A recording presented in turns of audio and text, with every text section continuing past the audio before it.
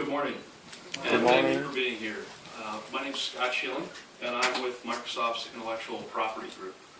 A lot of folks ask, well, what does that mean? What does the Intellectual Property Group do at Microsoft? And how is that meaningful? Like my colleagues over on the other side of the room, the Intellectual Property Group is really focused on enabling, expanding, and managing the use of Microsoft's technology across the ecosystem. That manifests itself in a few different ways. Sometimes that's about taking a piece of technology that we've worked very hard to develop and licensing it out to other companies. Sometimes it's about facilitating partnerships between Microsoft, our engineering teams, and open source communities and open source projects. Regardless, though, the focus for us and the mission behind the work that we do is trying to put the customer at the center of the discussion. The customer requirements, the customer needs, and the customer solution at the center, and drive agreements with our partners and with the partner ecosystem that are win-win scenarios for both of us. I'm going to talk briefly today about Microsoft's approach to intellectual property, and then specifically how that approach is manifested for communication protocols. So you hear a lot these days about intellectual property. If you pick up the newspaper, I think almost every day you'll see some story about intellectual property. You'll see stories about patent infringement. You see stories about people going after one another around intellectual property. But let's talk a little bit about Microsoft's approach to intellectual property, how that impacts our business, and in turn, how it impacts and benefits your business. What I think it starts with is what I would consider to be really the core of our business, and that is investing in research and development that drives unique and new customer solutions. Microsoft invests an enormous amount of money in research and development. At the last count, it was $9 billion per year. And there are not a lot of companies worldwide that puts that sort of consistent investment in research and development to come up with new innovative solutions. That innovation and that research contributes to lots of different things. There's obvious things like the next version of Windows, the next version of Office, the next version of Windows Server. And other times it contributes to devices and services like the Microsoft Surface or the Microsoft Connect, or as you heard about, the Microsoft Azure public cloud platform. And sometimes that research and development contributes to the next wave of technology challenges. It could be natural user interface. It could be high efficiency multi-platform data centers. But to date, that research has resulted in over 35,000 patents worldwide that have been issued to Microsoft. Now, why is that patent or that piece of paper important to us? Obviously, that allows us to monetize some of our inventions and our innovations. And the fact that we can then monetize that and bring it to market brings in revenue and allows us to invest back in further research and development and put all the resources necessary to tackle really tough challenges and to be thinking not just about what customers need today and what consumers need today, but think about what they're going to need 3, 5, 10 years from now and what that market is going to look like.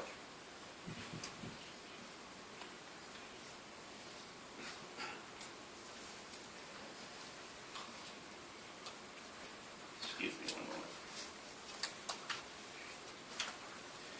So then you have licensing, and what does that really mean?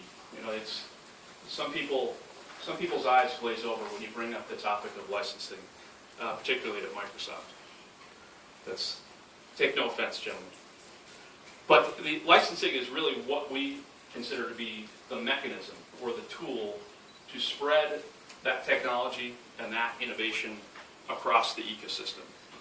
It puts some of those pieces of innovation in the hands of our partners and allows them to build solutions that we could never imagine ourselves. It solves some of the technical and intellectual property challenges that exist in trying to piece together a truly interoperable solution. And to date, our team has reached over 1,000 distinct patent license agreements with partners like you around the world. And I think that's just an indication of how rigorous and how serious we are about working at this and making sure that we're able to hammer out the right agreement for the right partner for the right market situation.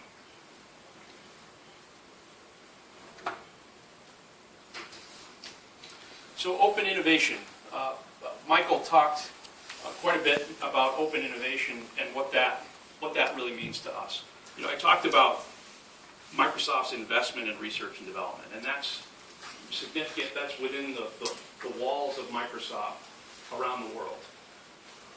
But really, one of the observations that we've made in the last several years is that the model for innovation is shifting from a more closed, centralized process to essentially what amounts to networks of innovators collaborating across corporate barriers, across geographical barriers, to come up with new and innovative solutions that meet emerging needs. You know, historically, companies are very protective about their research and development, about the innovations that they have at work in their labs. They want to make sure that it's protected until it's ready to finally bring to market and share with the world. Intellectual property is critical to opening communication between companies so that they can collaborate and they can share pieces of that technology without fear of misuse, without fear of misappropriation.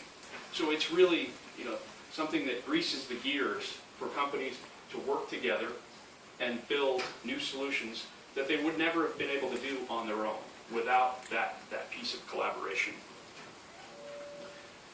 And of course, Microsoft has made, as you've heard a little bit about, a deep commitment to openness. And that's, without a doubt, a multifaceted approach.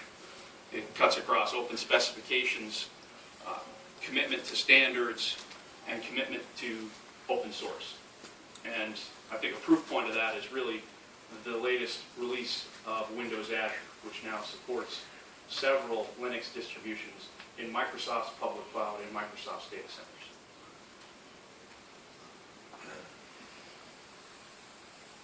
So, as we all know, and as certainly you know, interoperable solutions don't just happen. You know, it's not easy work. So, a key component to our strategy to help make those solutions happen is publishing and committing to publish technical specifications. Those specifications may be protocols, they may be for file formats, they may be standards, it may be for languages, and those specifications are available for Windows, for Windows Server, for Office, for Exchange, for SharePoint, and for SQL. Now, if you look at the entire universe of those specifications, some of those are patented inventions. There are patents applied to some of those specifications. And in those cases, Microsoft commits to making those patents available through multiple license programs. That is an unwavering commitment, and that's what we work at every single day.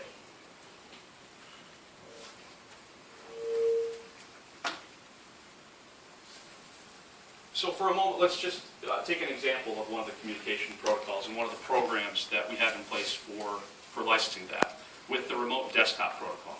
I know several of you in the room, this is a piece of technology that's near and dear to your heart and contributes to some of the solutions that you're working on today. Our colleagues in the server and tool business have rolled out several exciting pieces of innovation with RDP8 to really just further strengthen the customer experience as they're working in remote scenarios. And that opens up lots of exciting opportunities in the ecosystem. So in that case, there are several of those innovations and the new pieces of technology that are released with RDP8 have patents associated with them. And we make those available through a patent license program. We've gone through some work recently to look at the licensing program for remote desktop protocol, look at how the market has evolved, look at how the customer use cases have evolved, and look at how our technology partners are using this piece of technology in new and innovative ways. How partners like yourselves use that technology 3 years ago is not the same as the way that you're using it today and the way that you will be using it a couple years from now. So we've put a lot of work towards evolving the licensing program to understand that you need more flexibility, to take feedback from partners and say, okay, this is really creating an obstacle for me getting my product to market, or this is something that really benefits us and we want to see more of that. And we've made that program available today.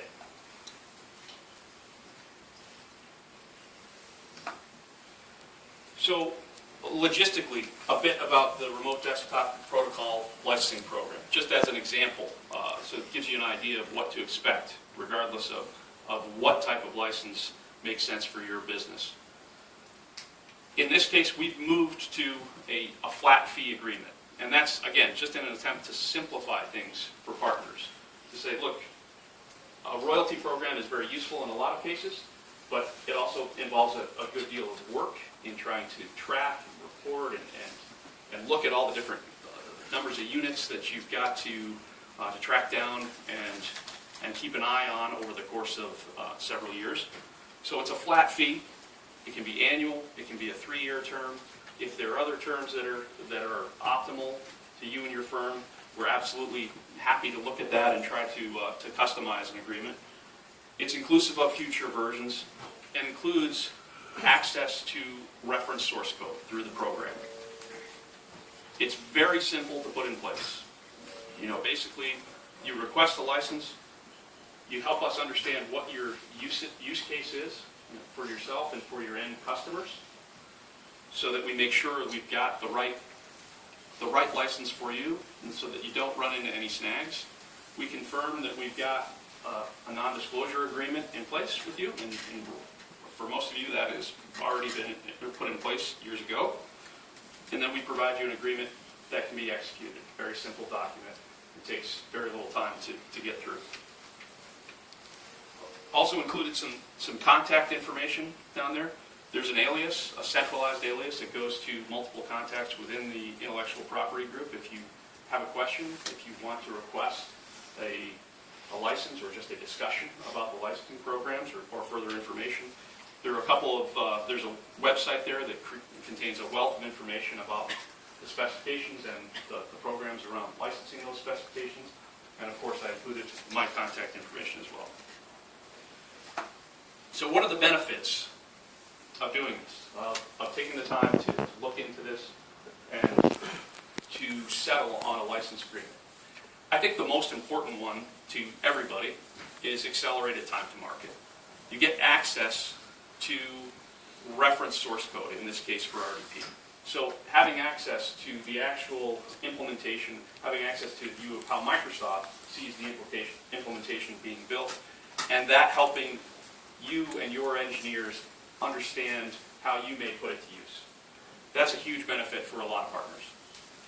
And it can potentially cut some of the development time, can cut some of the development expense between now and when your product goes live. Of course, it also provides a connection with the product team at events like this. Whether it is you escalating an issue that you're having and building out your interoperable solution, if it's a piece of information that you need, if it's a better understanding of the roadmap and where the next version is headed.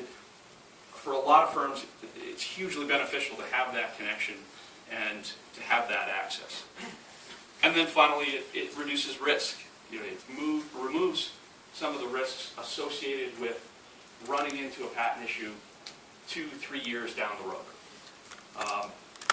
There'd be nothing worse than to get several steps down the path and then realize after you've set your pricing, after you've set your market rollout plan, say, oh, wait a minute, we have to acquire a license. We have to now build this in and take a step back and deal with those steps. So in summary, I think you've heard And I think you will continue to hear over the course of the next 3 days that Microsoft certainly has a commitment to open innovation. Microsoft is a company that has recognized for a long time that the only way that we succeed is when our partners succeed. There's absolutely no way that Microsoft could address all of the market opportunity that's out there around these technologies. So it's partners like you that understand the specifics of the market, understand the specifics of your customer use case, what they need, what they want, what they're willing to pay for, can take these bits of technology and produce a solution that's much more powerful than we could ever do on our own. The technical documentation is available, it's updated, it always will be. Where it's required, a patent license is available.